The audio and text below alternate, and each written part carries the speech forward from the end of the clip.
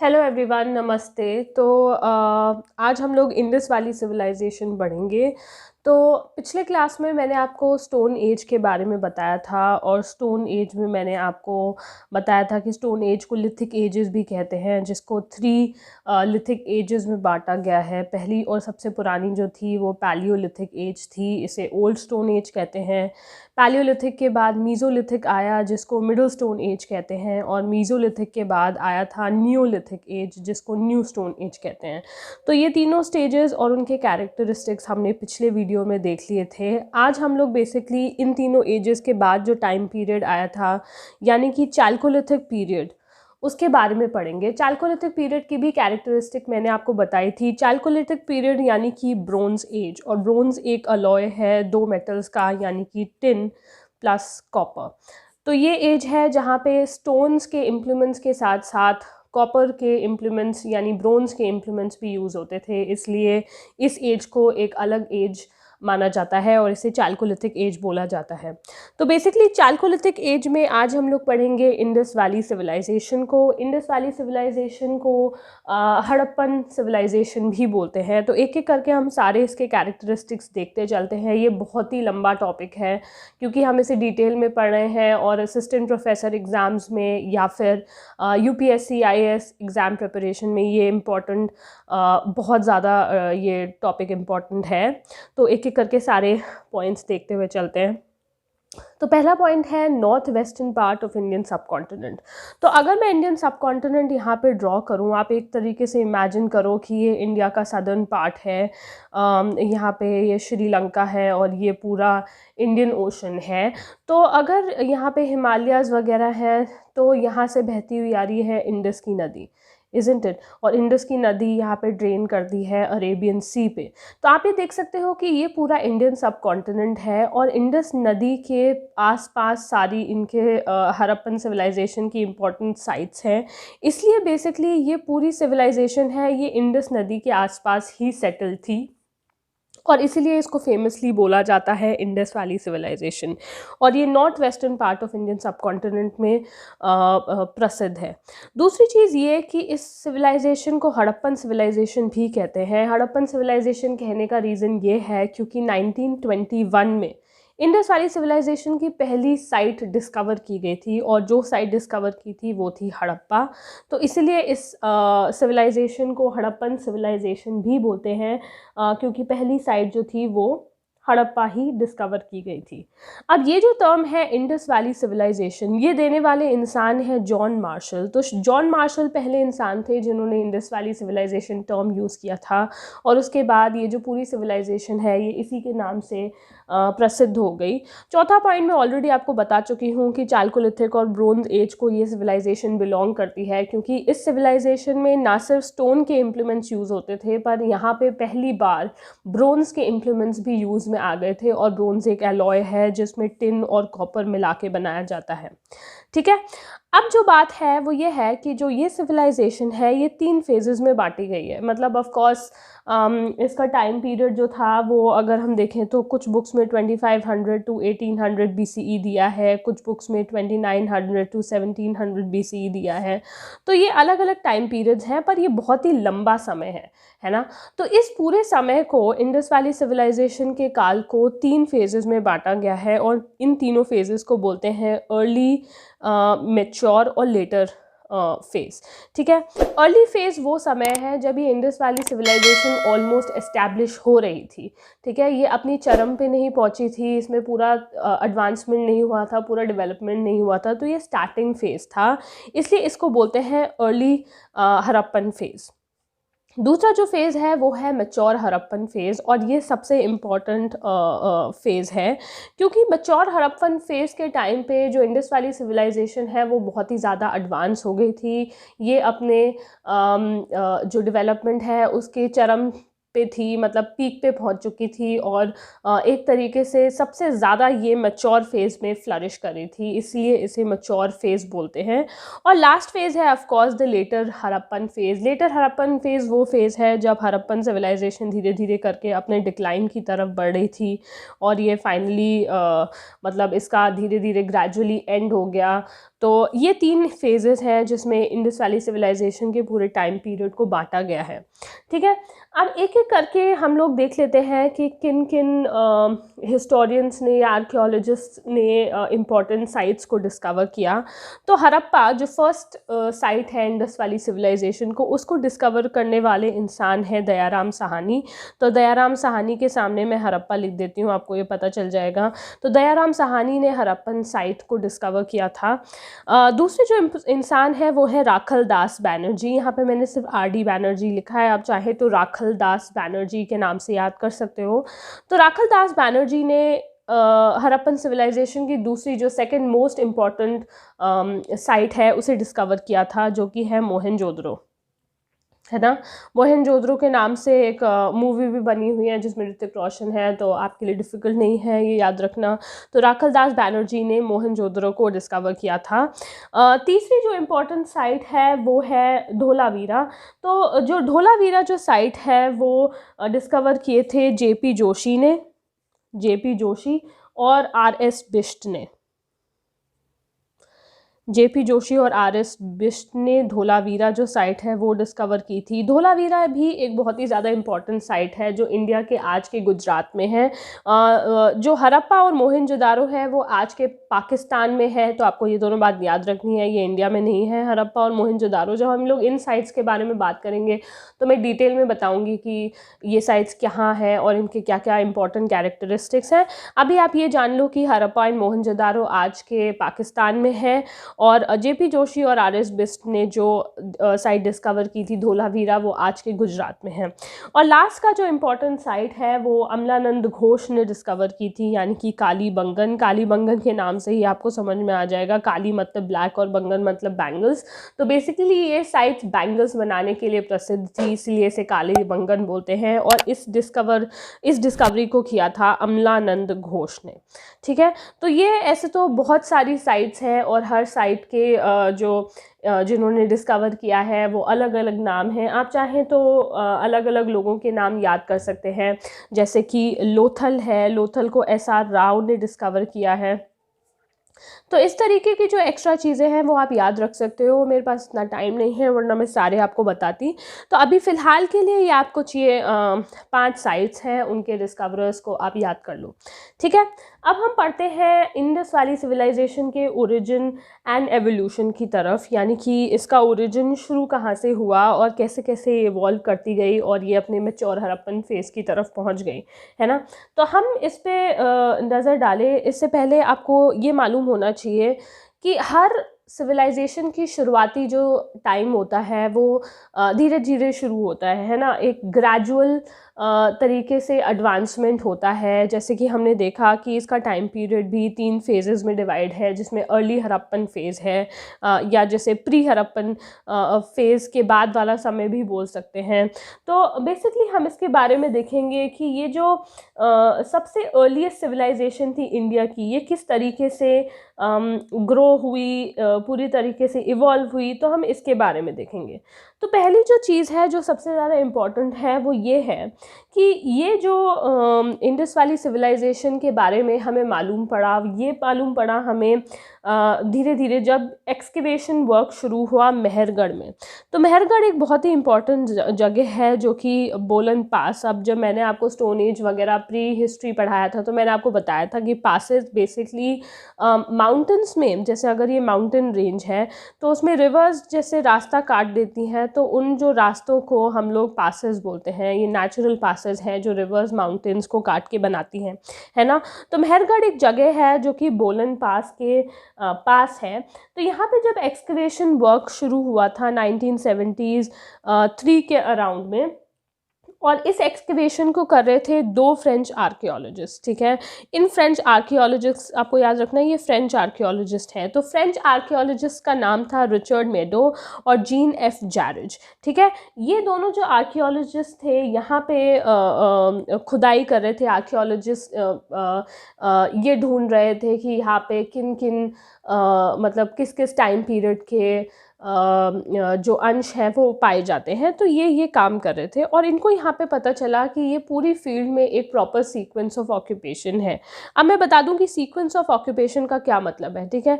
अब आप ये मान लो कि ये धरती की सतह है, राइट। आप इसे ऊपर से खोदना शुरू करोगे, इसको खोदोगे खोदोगे खोदोगे।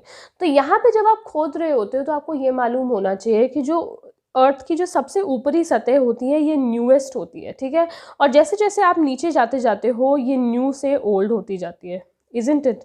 तो अगर ऊपर से हमें, ऑफ कोर्स ये तो हमारी मजबूरी है कि हमें अर्थ को ऊपर से खोदना है और ऊपर से नीचे जाना है। पर अगर मान लो कि हम नीचे से ऊपर खोद रहे होते, अगर मान लो हाँ कोई ऐसा तरीका होता, तो यहाँ पे सबसे पहले जो सतह आती वो किस पीरियड को बिलोंग करती, वो बिलोंग करती प्री हड़प्पन एज को, ठीक है। प्री हड़प्पन एज के बारे में मैं बताऊंगी कि हड़प्पा सिविलाइजेशन के आने से पहले जो छोटे मोटे कल्चर्स थे जो एस्टैब्लिश थे, हम उनके बारे में डिस्कस करेंगे। प्री हड़प्पन एज सबसे ओल्डेस्ट एज यहाँ पे होगी। उसके बाद ऑफ कोर्स हम लोग आएंगे अर्ली हड़प्पन फेज़ में, अर्ली के बाद हम आएंगे मैच्योर हड़प्पन फेज़ में, मैच्योर हड़प्पन फेज़ के बाद हम आएंगे लेटर हड़प्पन फेज़ में। और ऑफ कोर्स पूरी हिस्ट्री में हम जब खोदते खोदते ऊपर बढ़ेंगे तो हम आएंगे वैदिक पीरियड में, फिर मौर्यन काल में, फिर गुप्ता पीरियड में, फिर हर्षवर्धन के टाइम पे, और धीरे धीरे करके सबसे न्यूएस्ट काल पे जब हम अर्थ की सतह पे पहुंच जाएंगे तो हमें वो चीज़ें मिलेंगी, है ना। तो ये इसलिए होता है क्योंकि जब कोई चीज़ डिक्लाइन हो जाती है, जैसे इंडस वैली सिविलाइजेशन डिक्लाइन हो गई, तो वो धीरे धीरे डिस्ट्रॉय होते होते होते होते उसके ऊपर मिट्टी जमती गई और उस मिट्टी की वजह से वो जो अर्थ थी वो पूरी की पूरी उसने इंडस वैली सिविलाइजेशन को कवर कर लिया। सिमिलरली इंडस वैली के बाद जब वैदिक काल आया तो वैदिक काल के जितने भी यहाँ पे चीज़ें थी वो सब धरती के अंदर समा गई। जब डस्ट बहुत ज़्यादा था, मिट्टी भरती गई। तो इस तरीके से हमें, क्योंकि जब हम अर्थ खोदते हैं तो हमें इसी तरह से इन चीज़ों के बारे में पता चलता है। सबसे जो ऊपर सतह होती है अर्थ की वो न्यूएस्ट जो काल था उसकी होती है, और जैसे जैसे हम लोग डीपर जाते हैं अर्थ के अंदर तो हमें सबसे पुराने ज़माने की चीज़ें मिलती जाती हैं। तो अभी तक मैंने आपको ये बताया कि ये जो फ्रेंच आर्कियोलॉजिस्ट हैं Richard Meadow and Jean F Jarrige, जब इन लोगों ने मेहरगढ़ में, जो कि आज के अफ़गानिस्तान यानी बोलन पास के पास वाली जो साइट है, वहाँ पे खुदाई शुरू की, तो हमें ये मालूम पड़ा कि ये जो पूरा इंडस वैली का डेवलपमेंट है ये प्रॉपर सीक्वेंस में हुआ है। सीक्वेंस का मतलब ये है कि इंडस वैली सिविलाइजेशन अचानक से पूरे सीन पे नहीं आ गई। इंडस वैली सिविलाइजेशन से पहले एक टाइम पीरियड था जिसको प्री हड़प्पन एज बोलते हैं, ठीक है। प्री हड़प्पन एज मतलब वो टाइम है जहाँ पे छोटे छोटे जो कल्चर्स थे वो डिफरेंट एरियाज़ में इवॉल्व हो रहे थे। जैसे कि मान लो अगर मैं इंडिया को इस तरीके से, इंडियन सब कॉन्टिनेंट को ऐसे ड्रॉ करूँ, तो यहाँ पे ये इंडस वैली, इंडस जो रिवर है वो यहाँ पे आके ड्रेन होती है, उसकी काफ़ी सारे यहाँ पे ये अपना अलूवियल फ़ैन बनाती है, यहाँ पे अरेबियन सी पे ड्रेन करती है। तो बेसिकली ये पूरा एरिया है जहाँ पे इंडस वैली सिविलाइजेशन की साइट्स हैं, ठीक है। तो इंडस वैली सिविलाइजेशन साइट्स के आने से पहले यहाँ पे कुछ छोटे छोटे कल्चर्स थे जो बहुत ज़्यादा फेमस थे, ठीक है। और इन सारे जो छोटे छोटे कल्चर्स के जब फीचर्स ऐड हो गए, जब ये एक यूनाइटेड ट्रेडिशन बन गए, तब जाके बना इंडस वैली सिविलाइजेशन, ठीक है। तो ये बात हमें मालूम पड़ी जब हमें फ्रेंच आर्कियोलॉजिस्ट ने ये बात बताई, जो थी रिचर्ड मेडो और जैरेज। तो इन लोगों ने हमें बताया कि ये छोटे छोटे जो कल्चर्स थे ये जब आपस में मिल गए तो इन्होंने एक पूरी सिविलाइजेशन बना ली, ठीक है। जब ये लोग ये बोल रहे थे तब एक इंसान था सर मॉर्टिमर व्हीलर, ठीक है। ये आपको याद रखना है, ये बहुत ही इम्पॉर्टेंट इंसान है क्योंकि सर मॉर्टिमर व्हीलर, इन्होंने बोला कि ये जो पूरा इंडस वैली सिविलाइजेशन है ये इंडिया के जो नेटिव्स थे यानी इंडियन सब कॉन्टिनेंट के जो नेटिव्स थे उन्होंने नहीं बसाया है, बल्कि मेसोपोटामिया से लोग आए थे जिन्होंने यहाँ पे आके ये लोग बस गए और उन्होंने अपनी सिविलाइजेशन को यहाँ पे बसा दिया। तो बेसिकली इनका जो ये आर्ग्यूमेंट है कि मेसोपोटामियन सिविलाइजेशन की वजह से इंडस वैली सिविलाइजेशन है वो एकदम गलत है, क्योंकि इंडस वैली सिविलाइजेशन में अपने आप में ही एक मतलब एक यूनिक सिविलाइजेशन है, उसका कोई भी उसका जो अस्तित्व है वो अपना खुद का है, उसको किसी ने भी एस्टैब्लिश कहीं और से आके नहीं किया, वो अपने आप ही यहाँ पे एस्टैब्लिश हुई। ठीक है, तो अब हम लोग बात करेंगे प्री हड़प्पन एज के बारे में। प्री हड़प्पन एज एक्चुअली में वो एज है जब बेसिकली इंडस वैली सिविलाइजेशन के जो कैरेक्टरिस्टिक्स हैं वो धीरे धीरे डेवलप हो रहे थे। ठीक है, फर्स्ट इम्पॉर्टेंट जो सीक्वेंस था डेवलपमेंट में वो ये था कि पहले तो जो एग्रीकल्चरल कम्युनिटीज़ थी, ठीक है, वो बननी शुरू हुई। अभी तक क्या हो रहा था, एग्रीकल्चरल कम्युनिटीज से बनने से पहले लोग नोमैड्स थे, है ना। नोमैड्स वो लोग होते हैं जो एक जगह पर टिकते नहीं हैं, वो एक जगह पर रहते नहीं हैं, वो हमेशा घूमते रहते हैं और ऐसी जगहों पे रहते हैं जहाँ पे उन्हें हंटिंग करना आसान हो, जहाँ पे जानवरों की तादाद ज़्यादा हो जिनको वो मार के अपना पेट भर सके। तो ये होते हैं नोमैडिक सिविलाइजेशन। तो नोमैड्स सबसे पहले कन्वर्ट हुए एग्रीकल्चरल कम्युनिटीज़ में। एग्रीकल्चरल कम्युनिटीज़ इसलिए इंपॉर्टेंट है क्योंकि ये लोग सेटल्ड लाइफ बिताते हैं। सेटल्ड लाइफ मतलब वो एक जगह पर रहते हैं, नदी के किनारे, वहाँ पे एग्रीकल्चर करते हैं और वो जो क्रॉप प्रोडक्शन होता है उसी से अपना पेट भरते हैं। अब ये जो हुआ, इसके सबसे पहले जो हमें सबूत मिले वो हमें एक्चुअली मेहरगढ़ से ही मिले।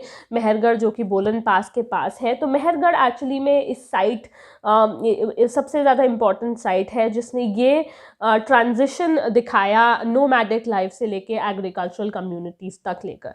ठीक है, तो ये पहला सीक्वेंस हो गया।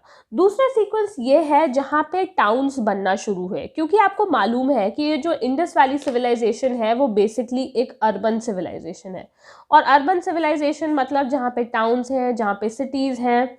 तो ये जो सिटीज़ का डेवलपमेंट हुआ, ये जो सीक्वेंस जो स्टेज है ये एक्चुअली हमें देखने को मिली एक और साइट से, और इस साइट का नाम है अमरी। ठीक है, अमरी सबसे ज़्यादा इम्पॉर्टेंट साइट है जहाँ पे हमें ये वाले जो आर्कियोलॉजिकल इम्प्लीमेंट्स हैं या आर्कियोलॉजिकल एविडेंस मिला है, जहाँ पे हमें देखने को मिलता है कि धीरे धीरे अर्बनाइजेशन आने लगा और टाउन्स बनने लगे, यानी कि विलेजेस से टाउन्स में कन्वर्ट होने लगे। ठीक है, जो तीसरा स्टेज है डेवलपमेंट का, यानी कि big cities. Big cities basically इसका हमें एविडेंस मिला है साइट से जिसको हम लोग बोलते हैं कालीबंगन। कालीबंगन से हमें ये एविडेंस मिला है कि यहाँ पे बिग सिटीज़ डेवलप हो गई थी, और ये big cities mostly urban culture के आसपास मतलब रिवॉल्व करती थी। और जो सबसे लास्ट का जो स्टेज है डेवलपमेंट का वो हमें देखने को मिलता है लोथल से। लोथल आज के गुजरात में है, और ये एक डॉकयार्ड था बेसिकली। यहाँ पे माना जाता है कि यहाँ पे शिप बिल्डिंग होती थी और यहाँ से शिप्स आया जाया करती थी।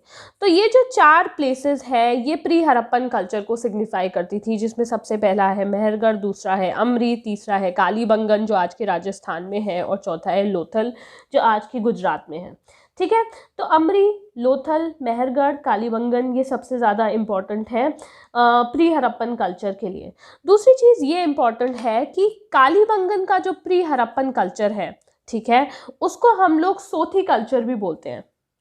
ये आपको याद रखना है, ये काफ़ी बार पूछ भी लिया जाता है। तो ये जो सोथी कल्चर है हम लोग देख ही चुके हैं कि इसका जो इसको जिन्होंने डिस्कवर किया था वो थे अमलानंद घोष। तो अमलानंद घोष ने सोथी कल्चर डिस्कवर किया था जब उन्होंने खुदाई की थी कालीबंगन में। तो कालीबंगन का जो प्री हड़प्पन कल्चर है उसे सोथी कल्चर कहते हैं। सोथी कल्चर के अलावा जो और दूसरे लोकल कल्चर्स हैं, लोकल कल्चर्स मतलब अभी मैंने बताया इंडस वैली कल्चर एक्चुअली काफ़ी सारे छोटे कल्चर्स के मिक्सचर से बना है। तो इसमें जो दूसरे कल्चर्स हैं वो बालूची एरिया से मिले हैं।